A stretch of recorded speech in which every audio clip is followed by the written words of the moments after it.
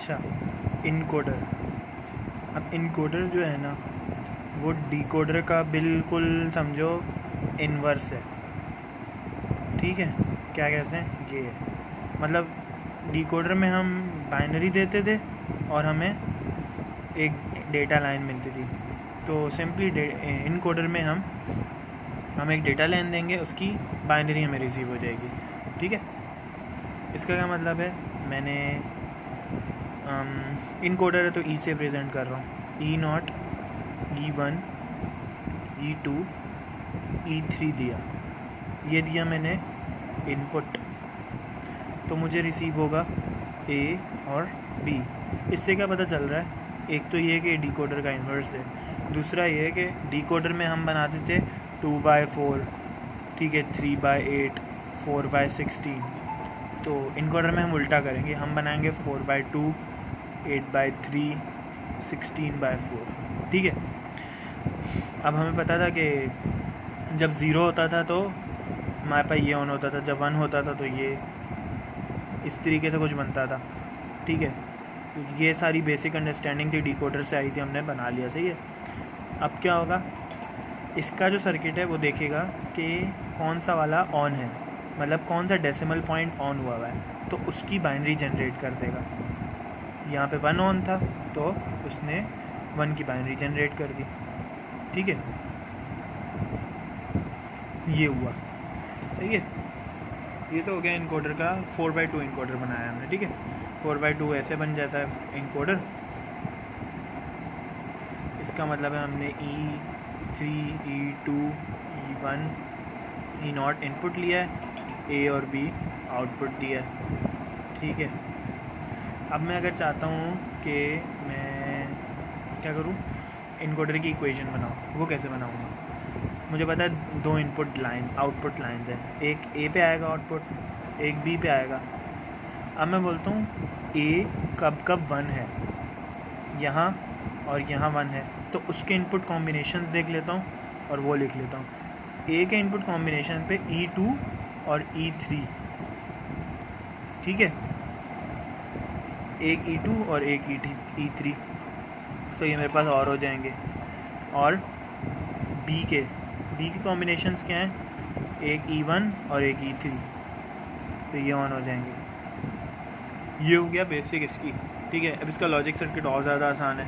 क्या करोगे, बस और गेट्स लगाने 2, ठीक है। ये A जनरेट करके दे देगा, ये B जनरेट करके दे देगा।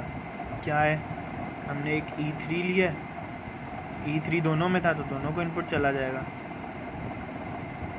एक E2 है, एक E1 है, ठीक है।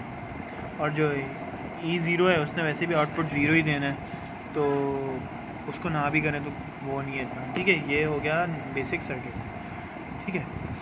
अब ये हो गया 2/4। अब मैं बोल रहा हूँ मैं 8/3 बनाता हूँ, 8/3 इनकोडर। अब ये जो है ना 8/3 इनकोडर, ये बेसिकली आप ये कह सकते थे कि ये ऑक्टल टू बाइनरी भी है, ठीक है। अब 8/3 तुम खुद बना के देख लेना कि किस तरीके से बनता है, मैं दिखा भी अगर मेरे को बना हो तो देता हूँ।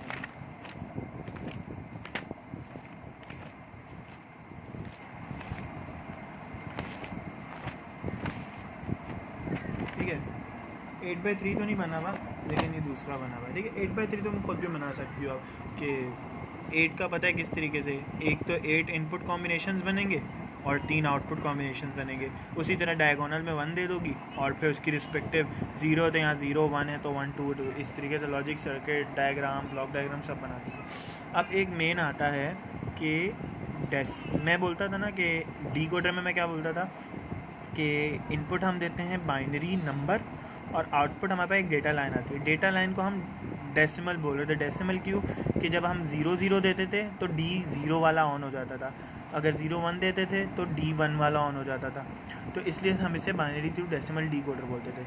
अब इनकोडर में क्या होता है, इसका वैसे भी इसका उल्टा है ना, तो डेसिमल टू या तो बाइनरी बोल दो या BCD बोल दो।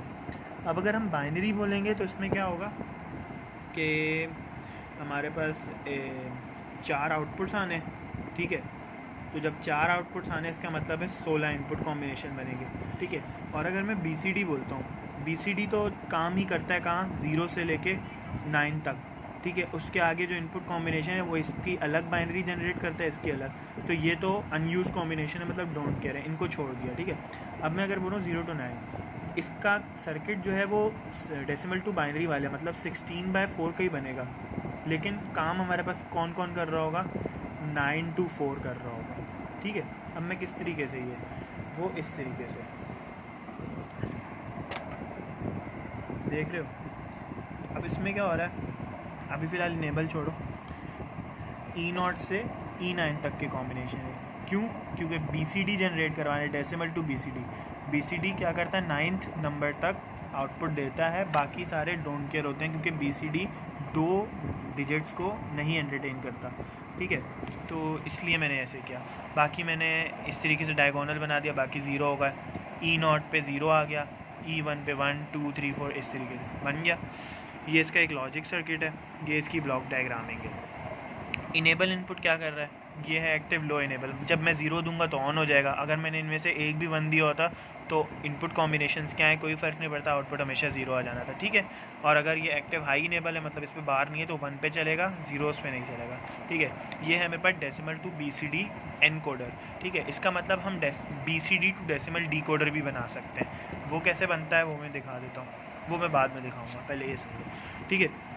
अब देखो ये है, ठीक है। E0 पे हमारे आउटपुट्स क्या आ रहे हैं, 0 आ रहे हैं ना, ठीक है। और बाकियों पे मतलब कोई ना कोई हाई इनपुट जनरेट हो रहा है, तो इसलिए हमने ABCD को D9 से D1 तक इनको इनपुट्स दिए हैं, लेकिन D0 हमने इधर कहीं यूज़ ही नहीं किया। D0 को एक अलग और गेट में डाला है, और उसके साथ इसका मतलब है कि ये सारे इनपुट्स जो हैं वो इसमें आ रहे हैं, ठीक है। मतलब इस वाले और गेट में D0 समेत सारे के सारे इनपुट्स आएंगे, क्योंकि D0 तो कभी भी ऑन करेगा ही नहीं ना, ठीक है। D0 ने कभी भी ऑन ही नहीं करना कुछ भी। इसका मतलब है कि हमारे पास जो है डेटा लाइन 0 के लिए आई थी, तो इसका इसलिए तो ये इस तरीके के लॉजिक सर्किट है, ये इसकी ब्लॉक डायग्राम है। और ये है डेसिमल टू, ये बाइनरी डिकोडर भी बोल सकते हो, BCD डिकोडर भी, लेकिन क्योंकि यहाँ पे 9 कॉम्बिनेशन है तो ये BCD डिकोडर है, बाइनरी नहीं है, ठीक है। अब आता है एक मसला आएगा, ठीक है। मसला क्या आता है कि एक तो तुम ये देखो कि सिर्फ 0 डेटा लाइन आई है, उसके लिए आउटपुट 0 है। अब हमें नहीं पता कि हमारे पास जो LED है वो ऑन नहीं हो रही। वो LED ऑन इस वजह से नहीं हुई कि डेटा लाइन 0 के लिए आई थी, या इस वजह से नहीं हुई कि हमारे सर्किट में कोई ख़राबी है। तो ये एक एनकोडर का ड्रॉबैक हो गया, ठीक है। ये एम्बिग्विटी आ गई। और दूसरी एम्बिग्विटी ये होती है कि आप E0 सिलेक्ट करते हो तो ये वाली कॉम्बिनेशन बनते हैं, E2 करते हो तो ये वाले करते हैं। अगर कहीं मैंने मतलब E0 भी ऑन कर दिया, E5 भी ऑन कर दिया, अब आउटपुट में क्या जनरेट होगा, दोनों को कैसे करेगा? क्योंकि यहाँ तो यही होता है ना, इसको करोगे तो ये आएगा, मतलब बाकी सारे 0 होंगे और ये अकेला ऑन होगा। इसको करोगे तो बाकी सारे ऑन होंगे, ये अकेला होगा। तो उस इन दो चीज़ों को हल करने के लिए हमारे पास आता है प्रायोरिटी इनवर्टर।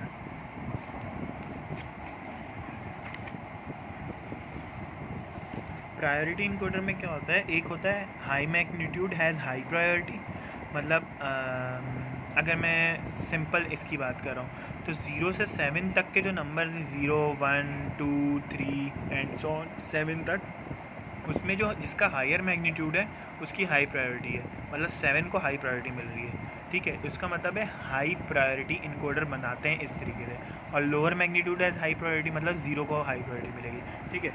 अब मैं हाई प्रायोरिटी इनकोडर का ट्रुथ टेबल बना रहा हूँ। वो कैसे? सबसे पहले तो हमने जो इनपुट कॉम्बिनेशन ऑन करने उनको डायगोनली 1 कर दिया। ये अभी भी हमारे पास कौन सा बना हुआ है, डेसिमल टू BCD का, ठीक है। हमने आउटपुट लिख लिया कि भाई 0 1 से 9 तक जनरेट होगा, हमने ये इनपुट्स दे दिए।